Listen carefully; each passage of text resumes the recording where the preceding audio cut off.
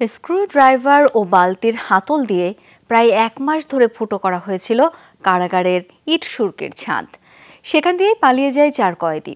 বগুড়ায় মৃত্যুদণ্ডপ্রাপ্ত কয়েদিদের পালানো এবং গ্রেপ্তারের ঘটনায় তদন্ত শুরু করেছে আলাদা দুটি কমিটি। এতদিনের পরিকল্পনায় কারাগারের ভেতরের কেউ জড়িত ছিল কিনা সেই প্রশ্নও দেখা দিয়েছে।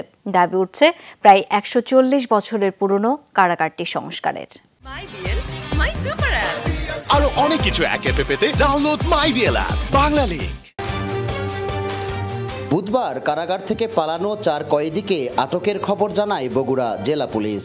মাত্র ২০ মিনিটের অভিযানে পুলিশের জালে ধরা পড়ে মৃত্যুদণ্ডপ্রাপ্ত পলাতকরা। পালানো কয়েদি আটকের পর গতকাল সদর থানায় একটি মামলা করে কারা কর্তৃপক্ষ। পুলিশ সুপার জানিয়েছেন, ভবনটি প্রায় ১৫০ বছরের পুরনো। ছাদের একাংশ ফুটো করতে স্ক্রুড্রাইভার ও বালতির হাতল ব্যবহার করেছিল কয়েদিরা।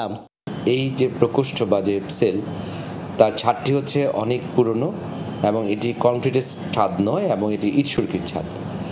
এবং তখন তাদের মধ্যে একটা সিদ্ধান্ত আসে যে তারা ক্রমান্বয়ে যদি বিভিন্ন লোহা জাতীয় কিছু দিয়ে যদি তারা ফুটো করতে থাকে, হয়তো এখানে একটি মানুষ পালিয়ে যাওয়ার মতো একটি তারা ফুটো করতে সক্ষম হবে। এবং এই কারণে তারা যে কাজটি করে, তারা খুব সুকৌশলে সতর্কতার সাথে তারা প্রতিদিনই কিন্তু এখানে ফুটো করতে থাকে।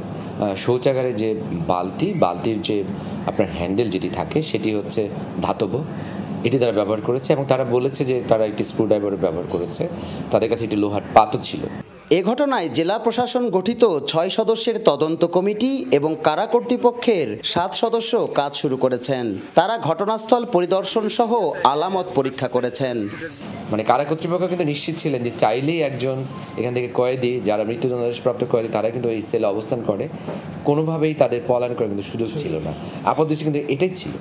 কিন্তু তারা যে অভিনব কৌশলটি নিয়েছে, যে ছাদটি ব্রিটিশ আমলের ছাদ, ইট সুরকির ছাদ, সেটিকে ছিদ্র করে পালিয়ে যাওয়া, এটি আসলে ধারণার বাইরে ছিল। বাংলাদেশে কিন্তু এরকম ঘটনা আগে ঘটেনি।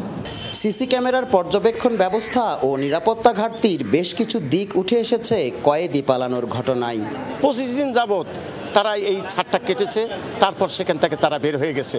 এটা নিশ্চয়ই কারা কর্তৃপক্ষের গাফিলতি আছে এবং যারা এই কারা কর্তৃপক্ষের মানে সিকিউরিটির দায়িত্বে আছে, তারা তাদের দায়িত্ব পালন করে নাই। এরই মধ্যে সাময়িক বরখাস্ত ৩ জন, এছাড়া ২ জনকে কারণ দর্শানোর নোটিশ দেওয়া হয়েছে। মেহেরুল সুজন, যমুনা নিউজ, বগুড়া।